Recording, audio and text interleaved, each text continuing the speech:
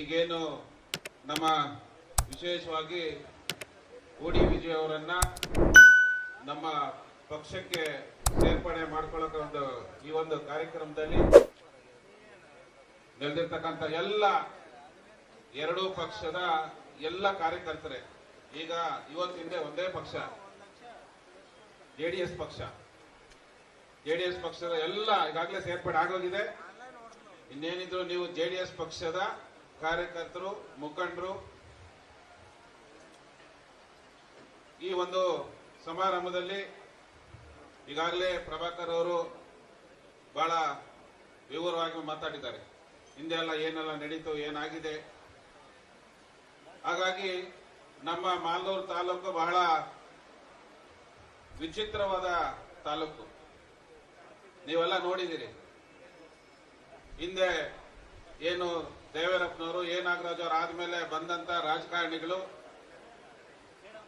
ಏನೆಲ್ಲ ಮಾಲೂರನ್ನ ಯಾವ ರೀತಿ ಚುನಾವಣೆಗಳನ್ನ ಮಾಡಿದ್ರು, ಅಭಿವೃದ್ಧಿಯನ್ನ ಮಾಡಿದ್ರು, ಎಲ್ರಿಗೂ ತಮಗೆ ಗೊತ್ತಿದೆ. ಇಲ್ಲ ಅದ್ರ ಬಗ್ಗೆ ನಾನು ಹೆಚ್ಚಾಗಿ ಮಾತಾಡಕ್ ಹೋಗಲ್ಲ. ನಾನೊಬ್ಬ ಕುಮಾರಣ್ಣವರ ಪಕ್ಕಾ ಅಭಿಮಾನಿ. ಅವ್ರಿಗೋಸ್ಕರ ನಾವು ಎಂತ ಯಾವುದೇ ತ್ಯಾಗಕ್ಕೂ ನಾನು ಸಿದ್ಧನೇ ಇರ್ತೀನಿ ಸರ್. ಅಣ್ಣ, ನಾನು ಒಬ್ಬ ಇಂಜಿನಿಯರ್ ಆಗಿ, ಒಬ್ಬ ರೈತನ ಮಗನಾಗಿ ನನಗೆ ರಾಜಕೀಯದ ಏನು ಆಸೆ ಇರಲಿಲ್ಲ. ಆದ್ರೆ ಚಿಕ್ಕ ಹುಡುಗನಾಗಿಂದ ನಾನು ಇನ್ನೊಬ್ಬರಿಗೆ ಸಹಾಯ ಮಾಡಬೇಕು ಅನ್ನೋದು ಮೊದಲಿಂದ ನನ್ನ ಒಂದು ಹವ್ಯಾಸ ಅಂತ ಹೇಳ್ತಾರಲ್ಲ, ಹವ್ಯಾಸ ಹಾಗೆ. ಹಾಗಾಗಿ ನಾನು ಇಂಜಿನಿಯರ್ ಆದ್ಮೇಲೆ NITಗೆ ಸೂರತ್ಕಲ್ನಿಂದ ಇಂಜಿನಿಯರ್ ಆಗಿ ನಂದೇ ಒಂದು ವೃತ್ತಿಯನ್ನ ಶುರು ಮಾಡಿದೆ.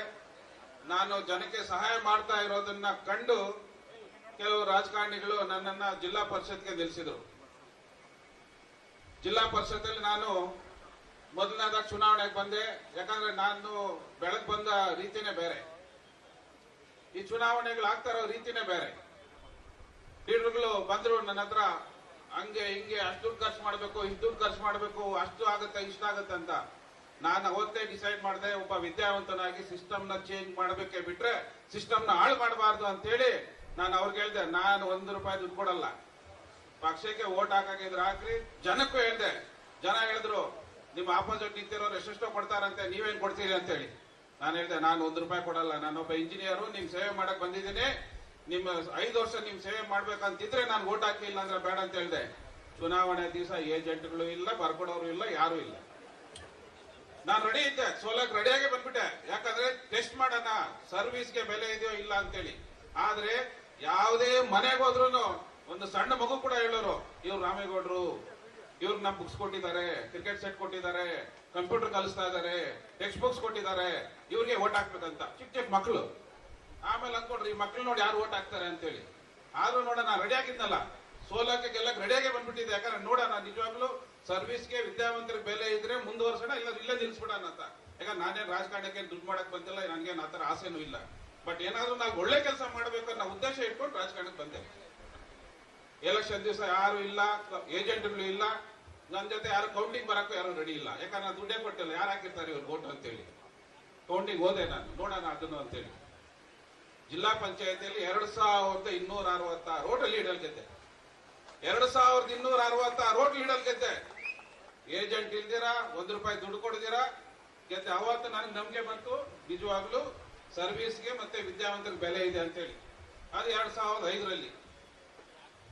ಆಮೇಲೆ ನಡೀತಾ ರಾಜಕಾರಣ ಬಂದು ಹಾಳು ಮಾಡಾಕ್ಬಿಟ್ರು ನಮ್ಮ ತಾಲೂಕನ್ನ, ಬರೀ ವ್ಯಾಪಾರ. ಆಮೇಲೆ ನೋಡಿದೆ ಇದೇ ಕಂಟಿನ್ಯೂ ಆಗ್ತಾ ಇದ್ದೇನೆ ಅಂತ ಹೇಳಿ 5 ವರ್ಷ ನಾನು ಈಗ ₹1 ದುಡ್ಡು ಕೊಡದೆ ಓಟ್ ಹಾಕಿದ್ರಲ್ಲ, ಸರ್ವಿಸ್ ಮಾಡ್ಬೇಕಲ್ಲ ಅಣ್ಣ. ಪ್ರತಿ 6 ತಿಂಗಳಿಗೊಂದ್ಸತಿ ಅಧಿಕಾರಿಗಳು ಕರ್ಕೊಂಡು ಹಳ್ಳಿಗೆ ಹೋಗಿ ಗಲ್ಲಿ ಓಡಾಡ್ತಾ ಇದ್ದೆ. 2 ಹೆಣ್ಮಕ್ಳು ನಿಂತಿದ್ರೆ, ಏನಮ್ಮ ಚೆನ್ನಾಗಿದ್ದೀರಾ, ನಿಮ್ಗೆ ಏನಾಗ್ಬೇಕು, ನೀರ್ ಬೇಕಾ, ರಸ್ತೆ ಬೇಕಾ, ಮನೆ ಬೇಕಾ? ಅಧಿಕಾರಿಗಳಿಗೆ ಅಲ್ಲೇ ಸ್ಪಾಟ್ ಅಲ್ಲೇ ಇವ್ರಿಗೆ ಮನೆ ಹಾಕ್ರಿ, ಯಾರು ₹1 ಕೊಡಬೇಡ, ದುಡ್ಡು ಮನೆ ಕಟ್ಕೋ. ಈ ತರ ನಾನು ಕೆಲಸ ಮಾಡಿದೆ 5 ವರ್ಷ. ಬಟ್ ಯಾರು ನಮ್ಗೆ ಅಟ್ಟ ಮೇಲೆ ಟಿಕೆಟ್ ಕೊಡ್ಲಿಲ್ಲ. ನೆಕ್ಸ್ಟ್ MLAಗೆ ಅಣ್ಣ ಅವ್ರು ಕರೆದ್ರು ಒಂದ್ ದಿವಸ ರಾಮನಗರಕ್ಕೆ 2008ರಲ್ಲಿ. ಅಣ್ಣ 2008ರಲ್ಲಿ ನೀನು ನಮ್ಮ ಪಕ್ಷದಿಂದ ನಿಲ್ಲು ಅಂತೇಳಿ ನಾನು ರೆಡಿಯಾಗಿ ಬಂದೆ. ಬಟ್ ಆ ಟೈಮಲ್ಲಿ ಅಣ್ಣ ಅವ್ರು ಟಿಕೆಟ್ ಕೊಡಕ್ ಆಗ್ಲಿಲ್ಲ. ಸಾರಿ ಬ್ರದರ್ ಅಂತೇಳಿ ಕಳಿಸಿದ್ರು. ಆದ್ರೆ 2013ರಲ್ಲಿ ಅಣ್ಣ ಅವರೇ ಕರೆದು ನಿನ್ನ ಪಕ್ಷದಲ್ಲಿ ಎಲೆಕ್ಷನ್ ನಿಲ್ಬೇಕಂದ್ರು. ಯಾಕಂದ್ರೆ ನಾನ್ ನೋಡೋಣ ಅಂತೇಳಿ 2013 2013 ಆಗ್ಲಿಲ್ಲ. ಆಮೇಲೆ 2013 ನಾನು ಇಂಡಿಪೆಂಡೆಂಟ್ ನಿಂತೆ, ನೋಡೋಣ ನಂಗೆ ಎಷ್ಟು ಜನ ವೋಟ್ ಹಾಕ್ತಾರ ಅಂತೇಳಿ. ಅವತ್ತು ಅಷ್ಟೇ ಬೇರೆ ಪಕ್ಷಗಳವರು ಸಾವಿರಗಳು ಲೆಕ್ಕ ಇದ್ದಂಗೆ ದುಡ್ಡು ಕೊಟ್ರು. ನಾನು ಹಳ್ಳಿ ನಾನು ಒಬ್ಬನೇ ಹೋಗಿ ಭಾಷಣ ಮಾಡ್ಕೊಂಡು, ಏಜೆಂಟ್ಗಳಿಲ್ಲ, ಕೌಂಟಿಂಗ್ ಯಾರು ಹೋಗ್ಲಿಲ್ಲ. 20,000 ಜನ ವೋಟ್ ಹಾಕಿದ್ರು ನನಗೆ. 20,000 ಜನ ಕುಕ್ಕರ್ ಸಿಂಬಲ್ಗೆ 14ನೇವನು 20,000 ಜನ ವೋಟ್ ಹಾಕಿದ್ರು ಅವತ್ತು ಅಷ್ಟೇ. ಏನು ರಾಮೇಗೌಡರು ಸೋತ್ರು ಪರವಾಗಿಲ್ಲ, ಅದು ಆ JDS ಪಕ್ಷದ ಮಂಜುನಾಥ್ ಗೌಡರು ನಾನ್ ನಿಂತು ಕೃಷ್ಣ ಶೆಟ್ಟಿ ವೋಟ್ ಕಿತ್ತೆ, ಅದರಿಂದ ಅವರು MLA ಆದ್ರೆ ಬಿಟ್ರೆ ಇಲ್ಲ ಅಂದ್ರೆ ಅವ್ರ ಜೀವನದಲ್ಲಿ MLA ಆಗ್ತಾ ಇರ್ಲಿಲ್ಲ. ನನಗೆ ಕೃಷ್ಣ ಶೆಟ್ಟರ್ನ ಸೋಲ್ಸ್ಬೇಕಂತ ಚಾಲೆಂಜ್ ಮಾಡಿ, ಯಾವ್ದೋ ಒಂದು ವಿಷಯಕ್ಕೆ ಚಾಲೆಂಜ್ ಮಾಡಿ ನಿಮ್ಮನ್ನು ಸೋಲಿಸ್ತೀನಿ ಅಂತ ನಿಂತೆ. ನಾನು ತೆಗೆದಿದ್ದು 20,000 ಓಟ್ ಅವ್ರದ್ದೇ, ಅವ್ರ 15,000 ಓಟ್ ಅಲ್ಲಿ ಸೋತ್ರು. ಇಲ್ಲಾಂದ್ರೆ ಅವರು ಮತ್ತೆ MLA ಆಗಿರೋರು, ಇವ್ರು ಯಾರು MLA ಆಗ್ತಾನೆ ಇರ್ಲಿಲ್ಲ. ಹಾಗಾಗಿ ನನಗೆ ಭ್ರಷ್ಟಾಚಾರ ಮುಕ್ತ ತಾಲೂಕು ಮಾಡಬೇಕಂತ ಬಹಳ ಆಸೆ ಇತ್ತು, ಆಸೆ ಇದೆ. ಆದ್ರೆ ಜನನೇ ಭ್ರಷ್ಟಾಚಾರಕ್ಕೆ ಪ್ರೋತ್ಸಾಹ ಕೊಡ್ತಾರೆ. ಹಾಗಾಗಿ ಇವತ್ತು ಭ್ರಷ್ಟಾಚಾರ ತೆಗಿಬೇಕಲ್ಲಿ. ಇವತ್ತು ನನಗೆ ಫೋನ್ ಮಾಡ್ತಾರೆ, ಅಣ್ಣ ಇಲ್ಲಿ ದುಡ್ಡು ಕೇಳ್ತಾರೆ ಕೆಲ್ಸಕ್ಕೆ, ಇಲ್ಲಿ ಖಾತಾ ದುಡ್ಡು ಕೇಳ್ತಾರೆ. ನಾನು ಹೇಳ್ದೆ ಚುನಾವಣೆಯಲ್ಲಿ, ಒಂದ್ ದಿವಸ ದುಡ್ಡು ತಗೊಂಡ್ರೆ 5 ವರ್ಷ ನೀವು ದುಡ್ಡು ಕೊಡ್ಬೇಕಾಗ್ತದೆ, ಯೋಚನೆ ಮಾಡಿ.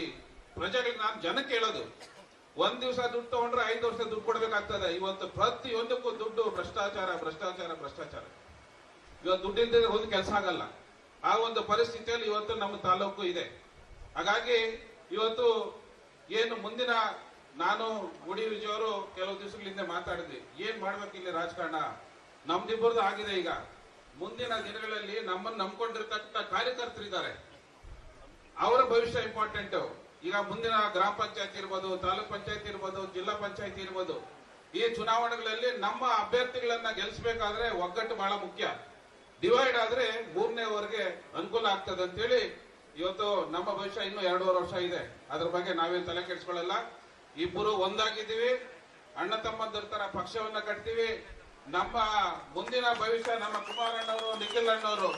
ಕುಮಾರಣ್ಣವರು ಇಲ್ಲಿ ಮುಖ್ಯಮಂತ್ರಿಗಳಾಗಬೇಕು, ನಿಖಿಲ್ ಅವರು ನಮ್ಮ ನಾಯಕರಾಗಬೇಕು. ಅದಕ್ಕೆ ಎಲ್ಲಾ ತ್ಯಾಗಕ್ಕೂ ಸಿದ್ಧವಾಗಿದ್ದೀನಿ ನಾನು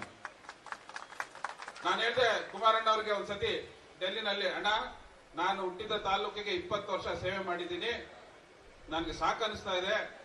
ನಾನು ಓದಿದ ಕಾಲೇಜ್ಗೆ ಒಂದು 3 ವರ್ಷ ಸರ್ವಿಸ್ ಮಾಡಬೇಕು, ನನ್ನನ್ನ ಕಾಲೇಜ್ಗೆ ಒಂದು ಚೇರ್ಮನ್ ಆಗಿ ಕಳಿಸಿ ಅಂತ ಹೇಳಿ ಅಣ್ಣವರು ತಕ್ಷಣ ಒಂದು ಲೆಟರ್ ಅನ್ನು ಮಾಡಿ ಕಳಿಸಿ, ಅದೊಂದು ಪ್ರೋಸೆಸ್ ಆಗಿದೆ. ನೋಡೋಣ, ಅದೃಷ್ಟ ಇದ್ರೆ ನಾನು ಓದಿದ ಕಾಲೇಜ್ಗೆ ಒಂದು 3 ವರ್ಷ ಹೋಗಿ ಸೇವೆ ಮಾಡಿ ಬರ್ತೀನಿ. ಆದ್ರೆ ಇವತ್ತು ಈ ರಾಜ್ಯದ ಭವಿಷ್ಯ ಬಹಳ ಮುಖ್ಯ. ಈ ರಾಜ್ಯದ ಭವಿಷ್ಯಕ್ಕೆ ಕುಮಾರಣ್ಣವರ ನಾಯಕತ್ವ ಮುಖ್ಯ.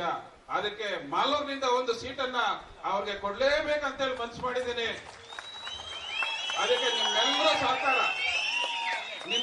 ಸಹಕಾರ ಇದ್ರೆ ಮುಂದಿನ ದಿನಗಳಲ್ಲಿ ನೀವು ಗೆಲ್ತೀರಿ, ನಾವಿಬ್ರು ಅಧಿಕಾರದಲ್ಲಿ ಇರ್ತೀವಿ, ಯೋಚನೆ ಮಾಡಬೇಡಿ. ಅದಕ್ಕೆ ಕುಮಾರಣ್ಣವ್ರು ಇದ್ದಾರೆ, ಇಬ್ಬರನ್ನು ಅಧಿಕಾರದಲ್ಲಿ.